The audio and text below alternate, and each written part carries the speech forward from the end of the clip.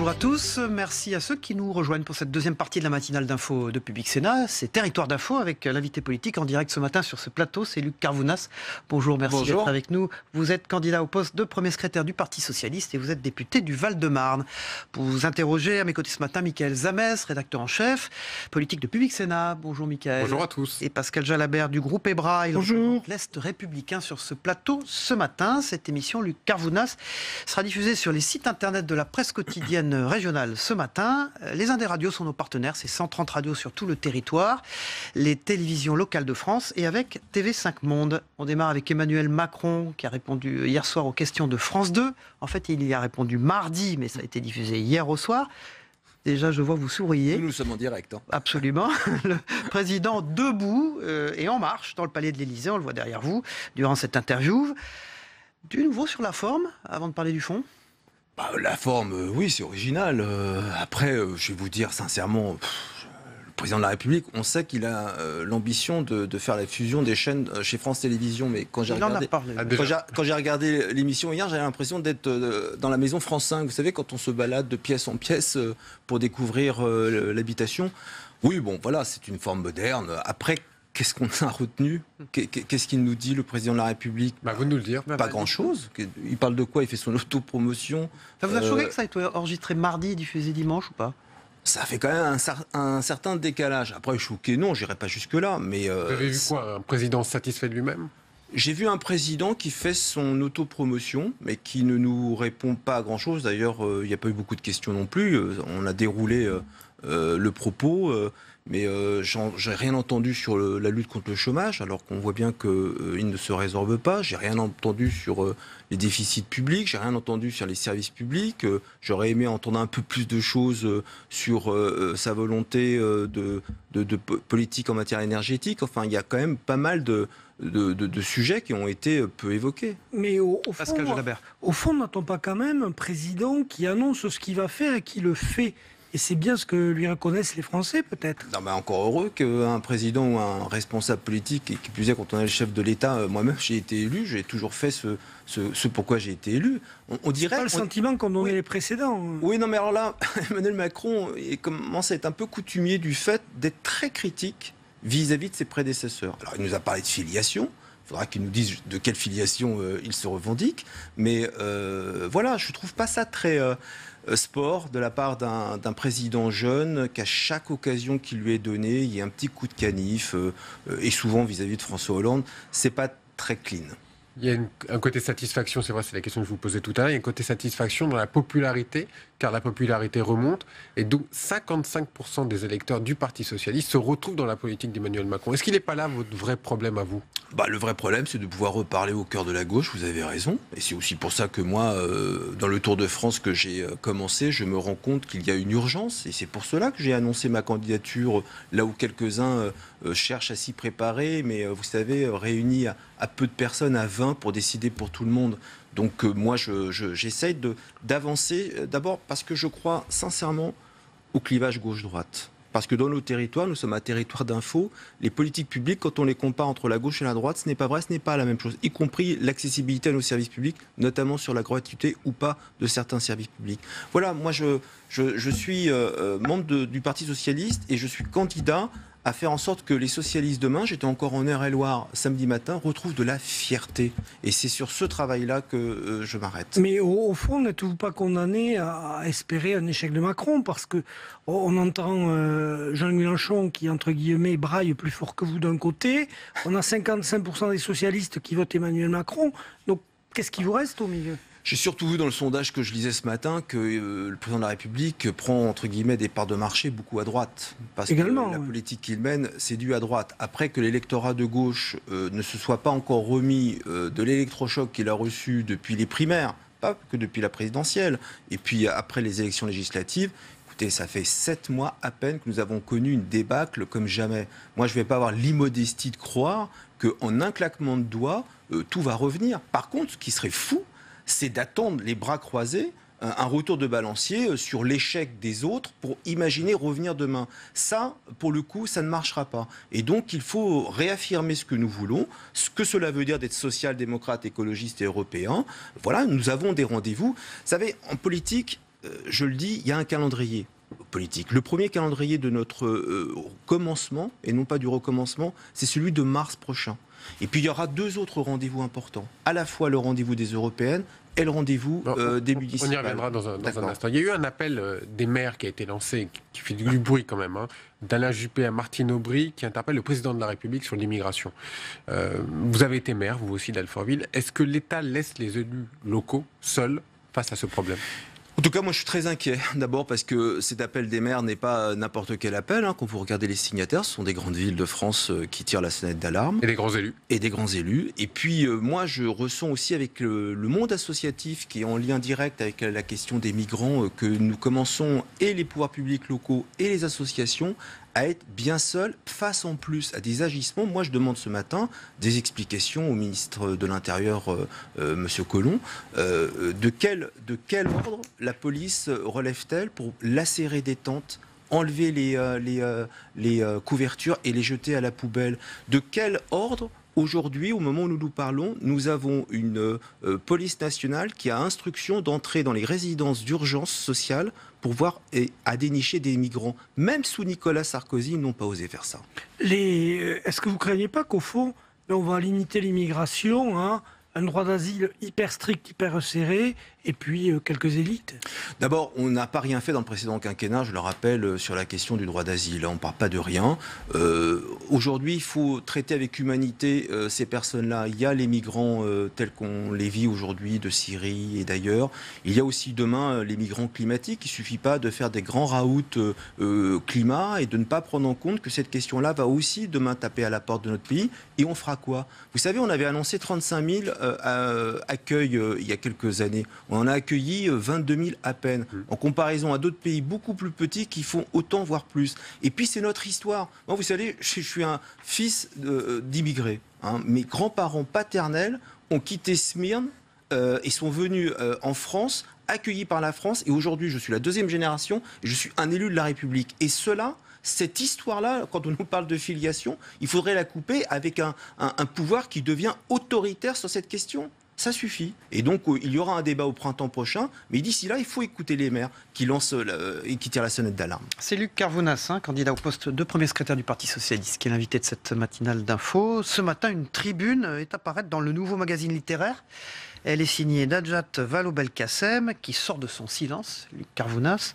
Elle veut faire vivre la social-démocratie, dit-elle. Peut-elle être l'incarnation du nouveau socialisme, selon vous? En tout cas, c'est une voix, Najat Vallaud-Belkacem. Ce n'est qu'une voix? C'est une voix politique qui a aujourd'hui été pendant 5 ans ministre de François Hollande et son porte-parole, qui doit participer avec nous à ce devoir d'inventaire qu'il nous faudra faire si nous voulons demain parler de reconstruction. Elle parle du contraire. Nous ne laissons pas enfermer dans le confessionnal trop étroit, si vous le permettez, du quinquennat de François Hollande. Moi, je propose une méthode depuis le début de cette campagne pour le Parti Socialiste qu'il faut remettre à flot. C'est d'être libre et libéré. Libre dans la parole, libéré par rapport à ce PS d'Épinay pour construire un nouveau PS.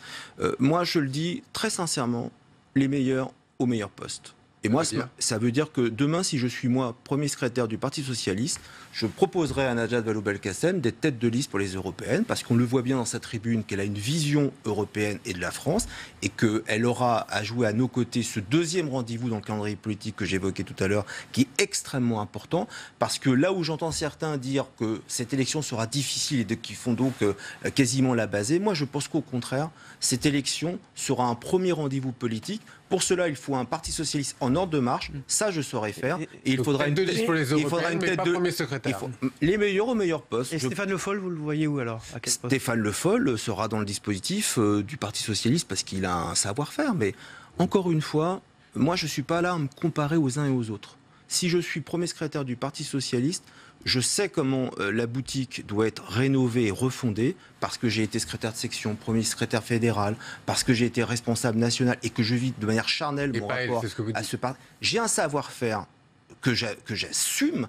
Et si je suis en responsabilité, je proposerai à mes camarades que Najat soit tête de liste aux européennes. Pascal Jalabert. Vous craignez pas de raviver les guerres d'ego, de courant? Il y a encore des motions qui vont être déposées.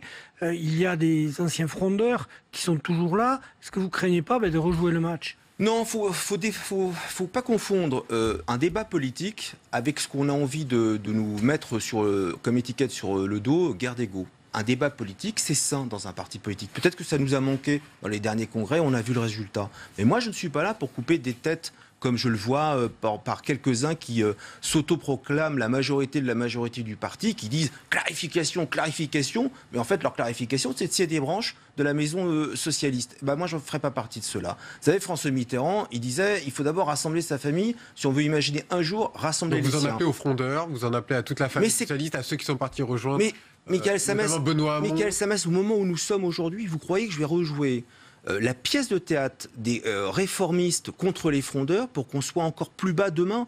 Moi, ce que j'appelle, c'est que sur les questions comme lutter contre la reproduction des inégalités, sur l'Europe, sur le partage de la démocratie, sur l'écologie, on sent bien qu'aujourd'hui, cette question-là fera partie intégrante de ce que doit être le socialisme du XXIe siècle. On ne peut pas se retrouver tous ensemble sur ces questions-là. La synthèse? Il faut...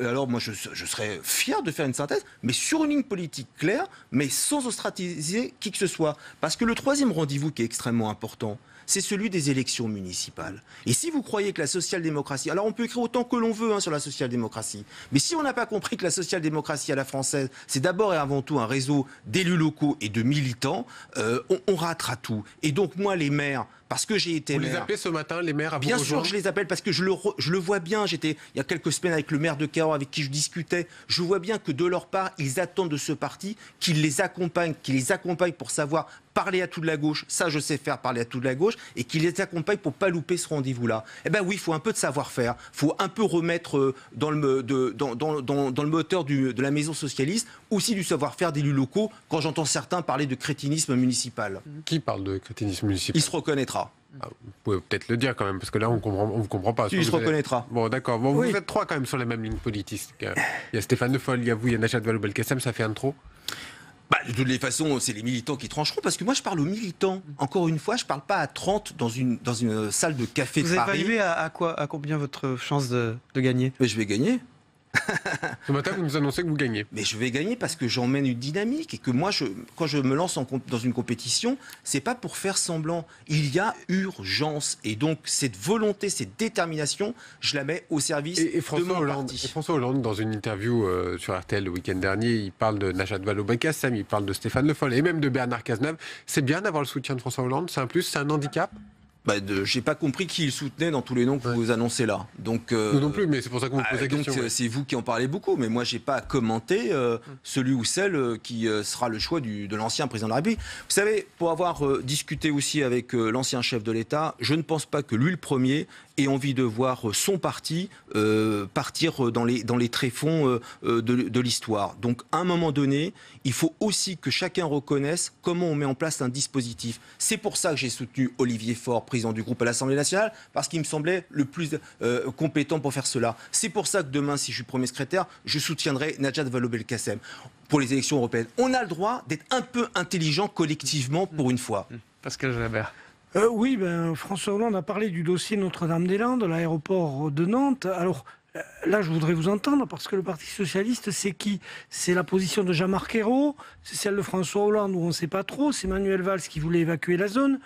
Vous dites quoi sur ce dossier? Moi, je trouve déjà triste, sincèrement, que ce qui nous a été traîné comme un boulet pendant tout le quinquennat est porté à un moment donné par toute la majorité, parce que nous étions en légitimité de le faire.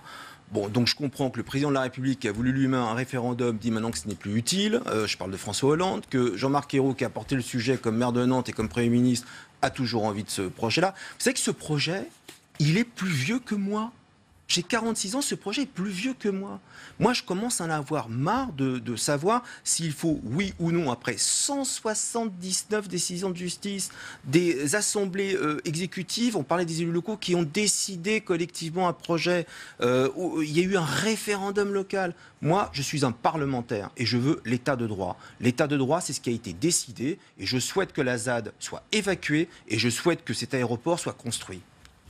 Dans quelques jours, il y a les référendums en Catalogne. Ce week-end, on a vu un chassé-croisé entre Jean-Luc Mélenchon et Manuel Valls qui sont allés sur place. Est-ce que c'est de l'ingérence française ? Vous leur poserez la question. Hein. Moi, vous, si vous êtes premier secrétaire, vous aurez à juger ça. Moi, je ne ferai pas de l'ingérence dans un autre pays qui plus est, qui est un de nos voisins. Par contre, j'aurais aimé entendre un peu plus de voix politiques ce week-end sur ce qui est en train de se passer en Autriche. Hein, que ce soit dans l'actuelle majorité, je n'ai pas entendu le son de la voix de qui que ce soit ou de ceux qui ont dirigé ce pays jusqu'à là. Parce que ce qui est en train de se passer, vous avez juste 3 ministres régaliens en Autriche qui viennent d'un parti d'extrême droite, il y a juste un petit sujet. Et j'aimerais bien qu'on en parle au moment où l'Autriche va diriger l'Europe au deuxième semestre 2018. Où sont les voix fortes du pays ? Alors évidemment, quand on enregistre l'émission le mardi, pour le dimanche, on ne peut pas en parler. Mais j'aurais aimé entendre la voix du président de la République, puisqu'il se targue d'être une voix forte en Europe. Pascal Gelbert. Oui, en Allemagne, justement, vos amis sociodémocrates sont appelés par la chancelière. Est-ce que vous ne craignez pas que la reconduction de cette coalition continue à faire monter les extrêmes des deux côtés ? Mais c'est une crainte, parce qu'à force d'être et de droite et de gauche, et si ça ne marche pas, vous savez ce qui se passe ? Ce sont ce que vous rappelez, ce sont les extrêmes qui prennent le pouvoir. Donc moi, je me bats pour qu'il y ait de la clarté. Et je pense que le SPD est en train de se faire piéger par Angela Merkel depuis des mois où elle discutait avec les libéraux.